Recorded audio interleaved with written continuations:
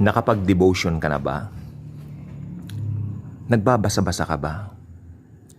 Nakikipag-usap ka ba sa ating Lord na si Jesus? The Lord Jesus wanted to embrace you. He always wanted to give you what you need and, masasya ka rito, what you want. Sa iba sasabihin, luho yan, pero hindi. Gustong ibigay ni Jesus ang luho mo. Luho, I mean, sa sense na hindi naman ito sosobra. I mean, may mga wants tayo. May mga needs din tayo. Pag sinabi kasi nating needs, ito yung sa pang-araw-araw, kailangan natin like kape, Colgate, shampoo, ano pa? Creamer, ano pa nga ba? Bigas, foods. Kaya sabi ko, yung mga yan, gustong ibigay ni Jesus sa atin. Mga needs. How about yung wants? Yung pasok. Ano ba ngayon ang gustong-gusto natin? Gusto mo ba magkaroon ng bagong iPhone? Bagong kotse? At kung anik-anik na bagay, gusto ni Jesus yan ibigay sa'yo. Pero itong gusto ko sabihin, ayon sa kanyang timing. Minsan tayo, yung iniisip natin, itong gusto ko eh. Tinuturuan pa natin si Jesus. Jesus knows best. Ayan ang gusto ko sabihin sa inyo. Tayo, ano lang tayo eh. Limitado. Jesus knows everything. He is the God of gods. He created everything. Nakikita man o hindi. Kaya, how about trusting Him fully? F-U-L-L-Y. Buong buo. Alam po ba niyo, sa mundong ibabaw na ito, at ako'y gusto magpasalamat kay Jesus, ang ganda ng umagang ito, malamig, ito yung inihiling ko lagi. Lord, thank you. Blue sky, Kaninang pagising ko, punong-puno po ng mga stars, ng mga bituin. Hindi po ako nahihilo, di ba? Pag inuntog ka, poing, ganon. May mga stars daw. No, hindi po. Gumising ako ng payapa. Malamig ang panahon. Thank you, Jesus. Ganon po yan. Kaya sabi ko, in everything, every morning, nagbabasa-basa ka ba? Nagagawa mo mag-devotion. Ano ba yung devotion? Ito.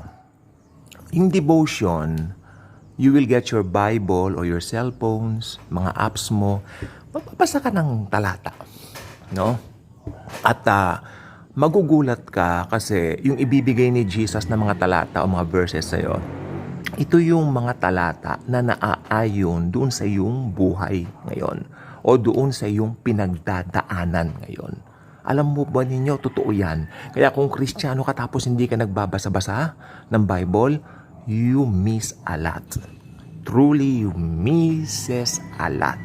Dahil sa totoo lang po, ayan ang ating manual, ang ating instructions for daily living, ang Bible.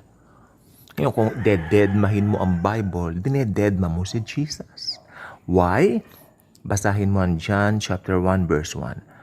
In the beginning was the Word, and the Word was with God, and the Word was God. Jesus yan. Si Jesus yung Word. Kaya pag dinededma mo ang Bible, hindi ka nagbabasa-basa.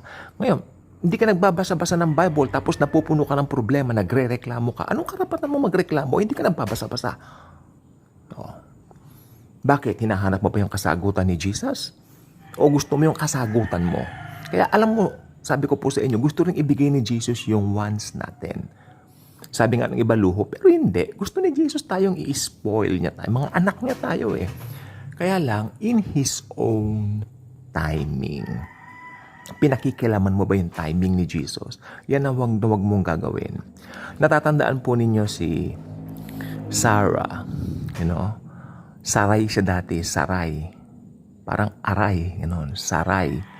Ito namang si Abraham, dati Abram. Wala silang baby, At itong si Saray, na later on naging Sarah, ang naging kanyang hinagpis sa kanyang kalooban, wala pa silang baby. Kaya ang ginawa niya, pinasiping niya yung kanyang mahal na asawa na si Abram. Later on, naging Abraham yan. Alam naman natin yung with an H. Ganun din yung Sarai, pinalitan ng H. Tapos, naging Sarah din, di ba? Kaya itong kanyang esposo na si Abram, pinasiping niya kay Hagar. Si Hagar na alipin niya mula sa Egypt. At yun ang nangyari. Nabuntis ngayon ni Abram si Hagar. 'Di ba? Nagkaroon po sila ng anak. Kaya sabi ko po, nung pinanganak na yung baby ni Hagar, ang nangyari, tinutuya ngayon ni Hagar itong si Sarai. Hala, matanda na, wala pang anak. Tinutuya-tuya ngayon niya. Kasi ang nangyari kay Sarai, hindi niya hinintay yung kalooban ni Jesus na bibigyan naman sila ni Jesus ng baby. 'Di ba? Kaya ang nangyari, nagkaroon ng anak si Hagar at saka si Abram, si Ismael, 'di po ba?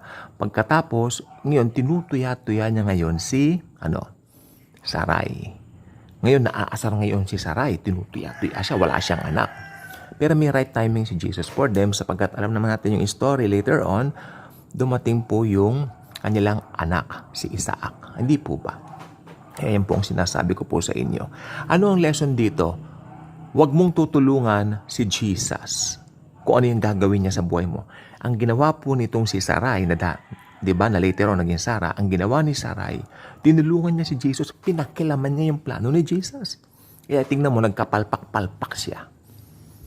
Kaya kung may hinihiling tayo kay Jesus, let Jesus be God. Let Jesus do everything for us. He knows best at mahal niya tayo. Kaya kung hindi ka pa nakasubscribe dito sa channel na ito, iniimbitahan kita. Ito, nagmamilo po. Milo ang iniinom ko ngayon. Tapos, click mo ang notification bell. Share mo ang video sapagkat maraming makikinabang dito. Share the wonderful love and grace of Jesus. Again, uulitin ko po to. Hindi lang po needs mo ang gustong ibigay ni Jesus, maging ang iyong mga wants. Thank you, and Jesus truly loves us all.